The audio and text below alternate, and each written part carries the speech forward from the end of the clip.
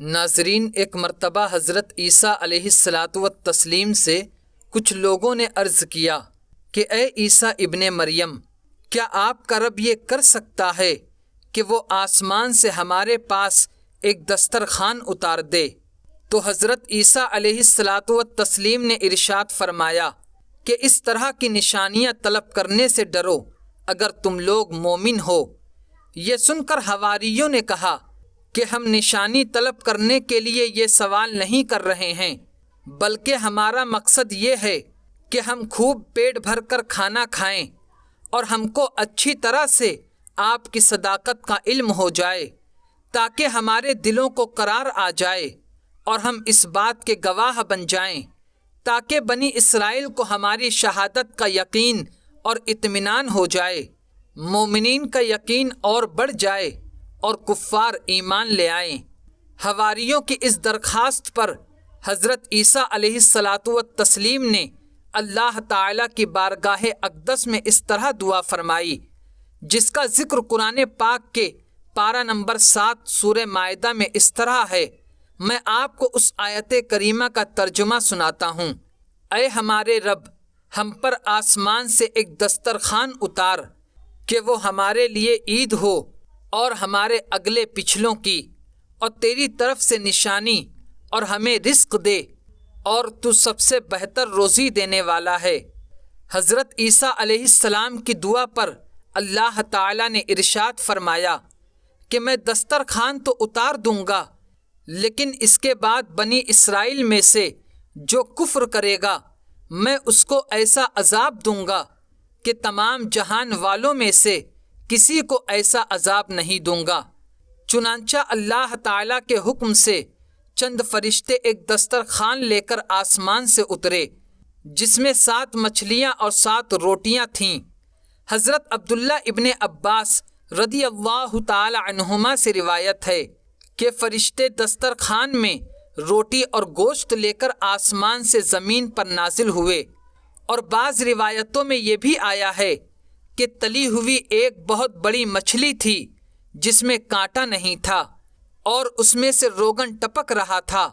اور اس کے سر کے پاس نمک اور دم کے پاس سرکہ تھا، اور اس کے ارد گرد قسم قسم کی سبزیاں تھیں، اور 5 روٹیاں تھیں، ایک روٹی کے اوپر روغن زیتون، دوسری پر شہد، تیسری پر گھی، چوتھی پر پنیر، اور 5ویں پر گوشت کی بوٹیاں تھیں۔ دسترخوان کے ان سامانوں کو دیکھ کر حضرت عیسیٰ علیہ السلام کے ایک حواری، جس کا نام شمعون تھا، جو تمام حواریوں کا سردار تھا، اس نے کہا کہ اے اللہ کے نبی، یہ دسترخوان دنیا کے کھانوں میں سے ہے یا آخرت کے کھانوں میں سے؟ تو آپ نے ارشاد فرمایا کہ یہ نہ تو دنیا کے کھانوں میں سے ہے اور نہ آخرت کے کھانوں میں سے، بلکہ اللہ تعالیٰ نے اپنی قدرت کاملہ سے تمہارے لیے اس کھانے کو ابھی ابھی پیدا فرما کر بھیجا ہے۔ پھر حضرت عیسیٰ علیہ السلام نے بنی اسرائیل کو حکم دیا کہ خوب پیٹ بھر کر کھاؤ، اور خبردار اس میں کسی قسم کی خیانت نہ کرنا، اور کل کے لیے جمع کر کے مت رکھنا۔ مگر بنی اسرائیل نے اس میں خیانت بھی کر ڈالی اور کل کے لیے ذخیرہ بنا کر بھی رکھ لیا۔ اس نافرمانی کی وجہ سے اللہ تعالیٰ کا ان لوگوں پر یہ عذاب آیا کہ یہ لوگ رات کو سوئے تو اچھے خاصے تھے، مگر جب صبح کو اٹھے تو ان کے چہرے مسک ہو کر کچھ خنزیر اور کچھ بندر بن گئے۔ پھر حضرت عیسیٰ علیہ الصلاۃ والتسلیم نے ان لوگوں کی موت کے لیے دعا مانگی، تو تیسرے دن یہ لوگ مر کر دنیا سے نیست و نابود ہو گئے، اور کسی کو یہ بھی معلوم نہیں ہوا کہ ان کی لاشوں کو زمین نگل گئی یا اللہ تعالیٰ نے ان کے ساتھ کیا معاملہ فرمایا۔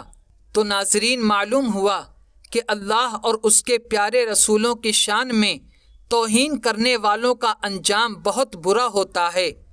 ناظرین، وہابی، دیوبندی، نجدی تو تمام نبیوں کے سردار اللہ کے پیارے رسول صلی اللہ تعالی علیہ وسلم کی مقدس شان میں گستاخی کرتے ہیں تو ان کا انجام کیا ہوگا؟ اللہ تعالی ہمیں ایسوں سے بچنے کی توفیق عطا فرمائے۔ اور ہمیں ایمان پہ زندگی اور ایمان پر موت نصیب فرمائے۔ تو ناظرین، آج کی ویڈیو میں صرف اتنا ہی۔ ویڈیو کو ضرور لائک کریں، اپنے دوستوں کے ساتھ شیئر کریں اور ہمارا چینل شفا نیٹ ورک ضرور سبسکرائب کریں۔ السلام علیکم۔